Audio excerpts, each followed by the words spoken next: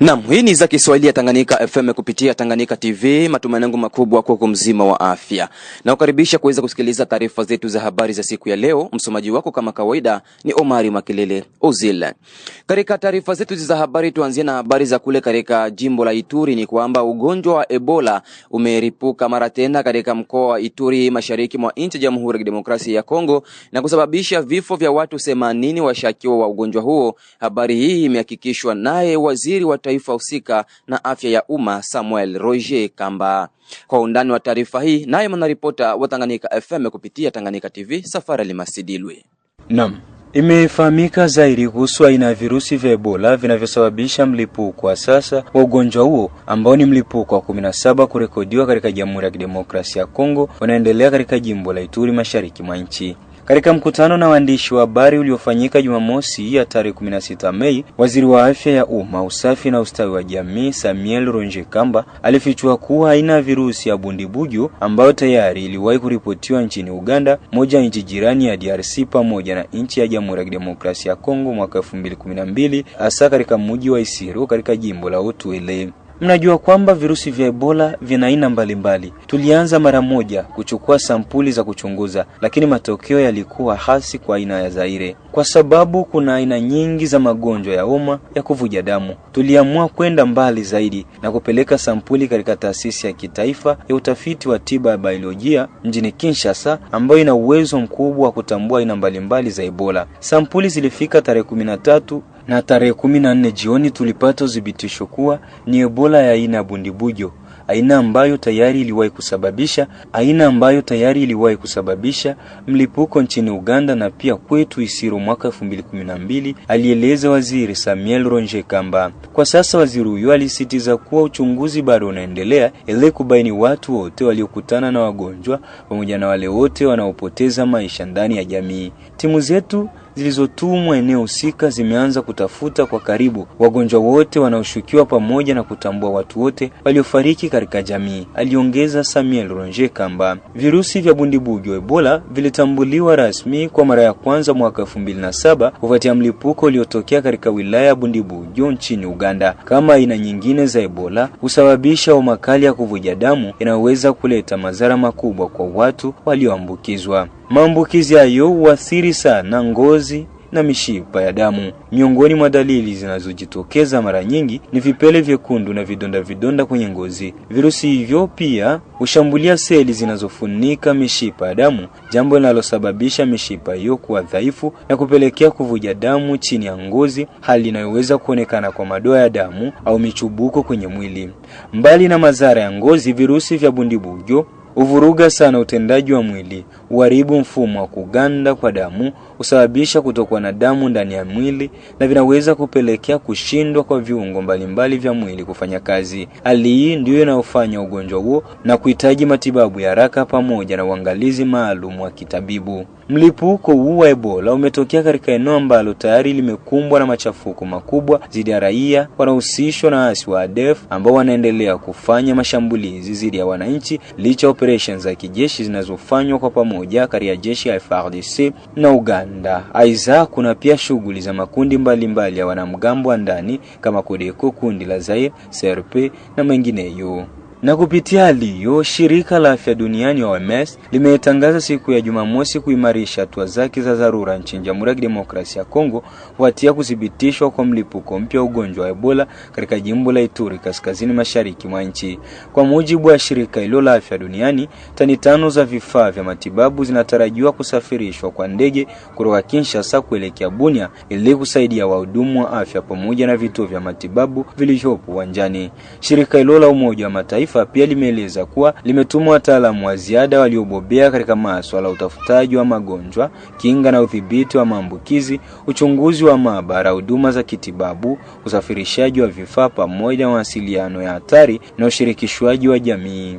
Tujelekeze kule katika mji wa Baraka. Sasa ni kwamba makabila yote yana haki ya kulema ndani ya soko ya Mwemezi. Ndivyo amesema kiongozi makamu wa soko kuu ya Mwemezi baada ya kuwasili kwa raia wa Kongomani kabila la Wanyamulenge ndani ya soko la Mwemezi Jumatano ya wiki tunayo. Akiwa kwenye mahojiano na vyombo vya habari, Bamsi Bakari, kiongozi makamu wa soko la Mwemezi, amesema kuwa raia hao waishio Bibokoboko waliwasili ndani ya soko hilo na kufanya shughuli zao bila tatizo yoyote. Bamsi Bakari anaonesha yafuatayo mbele ya mikrofoni za Tanganyika FM kupitia Tanganyika TV katika mji wa Baraka.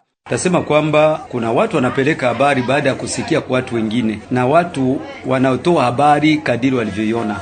Siku ya 3 tariki 13 majira ya saa 3 kwa saa 4 ndipo tuliona wamama zidi ya 6, mkiwemo wabikize karibuni wamama wawili, na 5 wao walikuwa bado ni wamama wenye bado wana nguvu za kutembea na kushughulikia jamii, wanawake. Kwa hivyo hao ndio walikuja kulema sokoni. Walifikia hatua ya kwanza kunako wamama wa Kabuchungu, wakawa wamenunua. Watu walikuwa wameshtuka kuwaona, lakini watu hawakuwa na picha mbaya walioitenda kwao. Kwa hivyo wakaingia kunako watu wa dagaa, mikebuka, mavazi, chumvi na kadhalika. Walivyomaliza majira ya saa 6 kukaribia saa 7 wakawa wameingia parkingi kwa kuchukua safari ya kwenda kwao.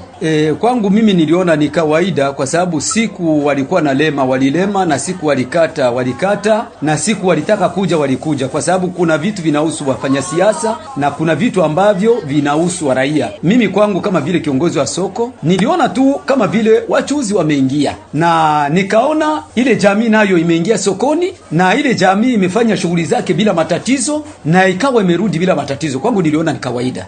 Upande wangu kama vile naibu kiongozi wa soko, mimi siwezi kuongeza kitu, ila nafuata ile hotuba ya wazee, hotuba ya serikali ambayo walisema kwamba raia yote ya Kongo waendelee kushughulikia kwa pamoja eneo zote mbalimbali, na hivyo haitopendeza wao wakija huku kuwe usalama alafu wengine waogope kupata usalama kule milimani. Jambo la muhimu ni kwamba amani ipatikane sehemu zote mbili, kama vile hotuba zao zote mbili zilizokuwa zimetajika kule Bibokoboko. Kila watu walindie wengine amani na usalama, na ndivyo na mimi ninahitaji.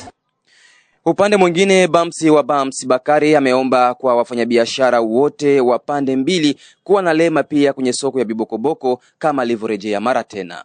Na faida ya kila mtu kutumikia popote pale. Mimi siwezi kuzuia isipokuwa ni kupokea na kuendelea kusensibilize watu tushirikiane na kuchukuliana madhaifu. Na kuna baadhi ya wafanyabiashara katika soko la Mwemezi, na usijunaweza kuambia nini endapo wanaona kabila lile linawasili katika soko hili? Wafanyabiashara nitawaambia na wao wawe tayari kuingia kwenye soko za kule milimani ambako wengine nao wanatakiwa kuwaona, ili tuangalie kama amani ni upande umoja au amani ni upande na upande. Mimi nimeshukuru watangazaji kuja kututembelea, na mara nyingine mwana kuja kututembelea, sababu hicho ni kitu ambacho kimeonesha sura. Wenda wengine walikuwa na mashaka, wakiingia kutakuwa maneno, kutakuwa vitendo, lakini maneno na vitendo vyote hakuna kitu kilifanyika. Tunaona kama watu wote ni wacha Mungu. Tubaki tu katika mji wa Baraka ni kwamba katika manispa ya Katanga, mtu mmoja aliyeitwa kwa jina la Ayomba, baba wa familia, ameuawa kwa kupigwa risasi nyumbani kwake na watu ambao bado kujulikana usiku wa siku ya 5 ya wiki tunayo katika kata ya Kimanga, manispa ya Katanga mjini Baraka. Duru tunazo ni kwamba yote yamefanyika pale ambapo marehemu alikuwa katika harakati za kupenda kulala, kama alivyohakikisha hapa moja kati ya raia tuliozungumza nao. Ilikuwa muda ya usiku, kijana Ayomba alikuwa kwake na bibi yake na watoto. Saa 1 ya usiku ndipo hawa bandi, tunaweza kusema bandi, akafika pale kunyumba, akaanza uliza nisaidie maji ya kunywa. Selogisi bibi yake alikuwa anaongea, bibi yake akaingia mule mnyumba, akaenda beba maji. Yeye kufika pale akakuta deja ule jamaa iko na torsi, anaanza piga torsi fasi zote zile kutafuta bwana. Ndipo kama bwana alikuwa anazunguruka nyuma ya nyumba, yeye kumuona tu na kupiga masasi.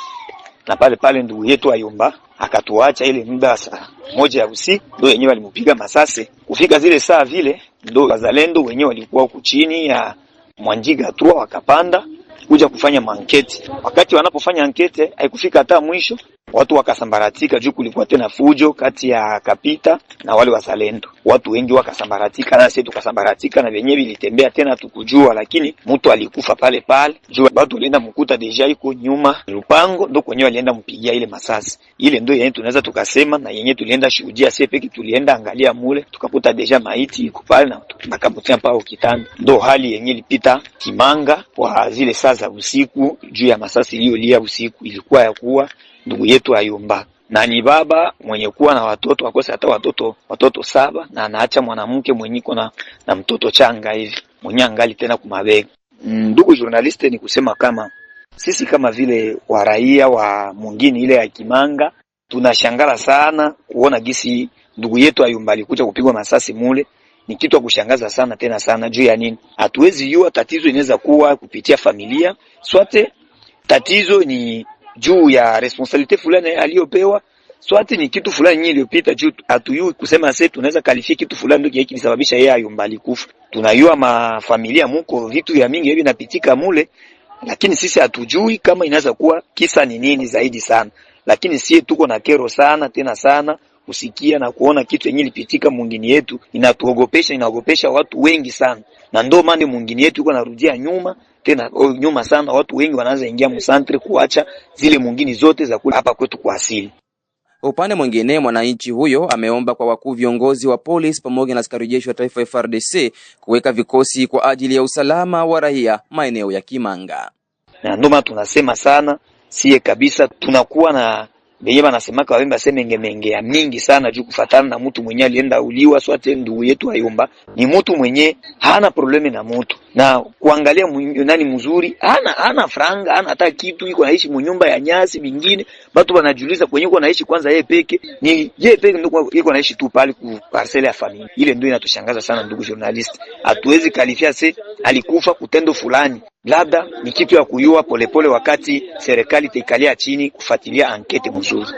Na kingine kile tunaweza tukuongezea ndugu journalist ni kusema mwingine ile inaishi mbali sana na serikali.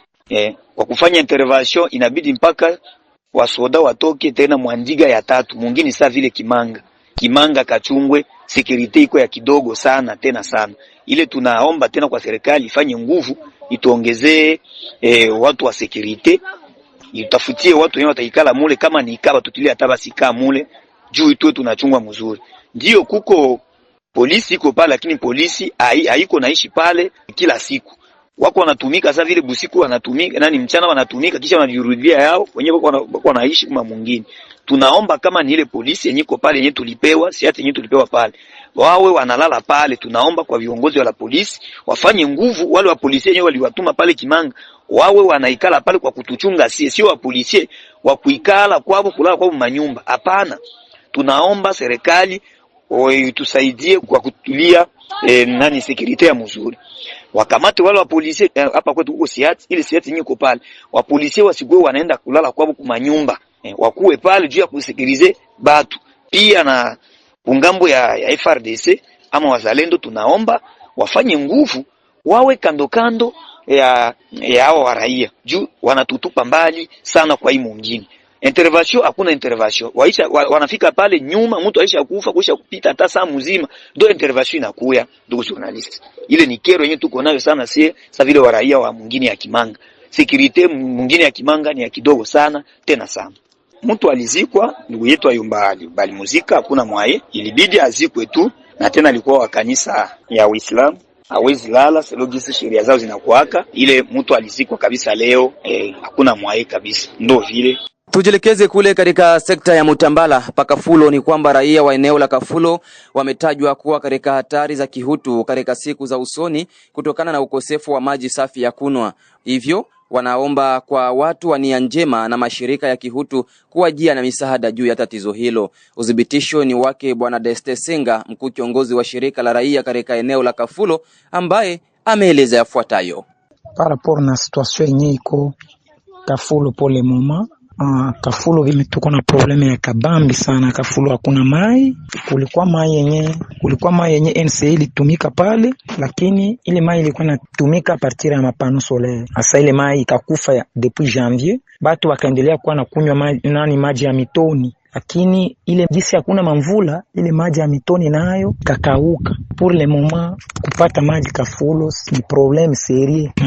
Tunalomba kwa partenaire bote, mtu wote wa bonne volonté akuje Kafulo akwe sauver ile maisha ya watu wa Kafulo, kwa sababu kama gisi watu wanakuwa nasema maji ni maisha. Hakuna mtu mwenye anaweza kuishi bila maji. Na kufatana na ile ba partenaire bote wenyewe wanakuwa wana evre mumai mu système d'addition d'eau wakuwe watusaidie. Community ya Kafulu iko muperil, iko mudanger, kwa sababu hakuna mtu mwenye anaweza ishi bila mai. Sai hakuna mai, na waza kama mwisho ya hii mwezi hivi hakutakuwa hata toni la mai, na mwile mitoni yenyewe watu walikuwa na kunywa itakauka, na nawaza kama ile deja iko problem. Tutaobserve vifo vyenye vinatokana na ukosefu wa maji safi, na tutaobserve matatizo ingine ya mbaya, mifugo itakufa na watu nao watakufa, kwa sababu hakuna mtu wala hakuna nyama ambayo inaweza kuishi fasi kwenye hakuna maji.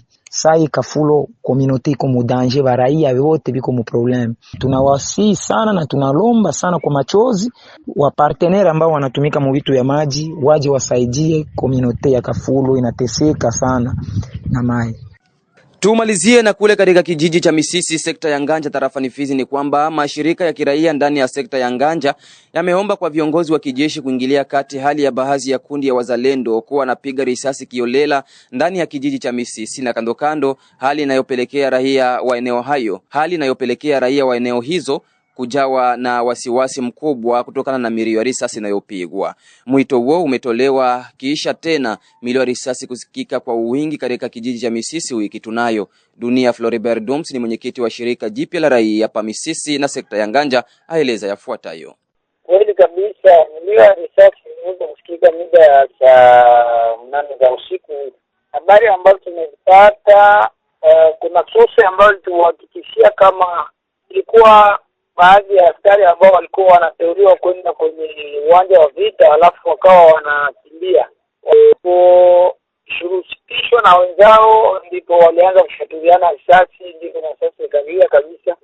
Takriban dakika 10 hivi za risasi zinalia kwa kushatuliana.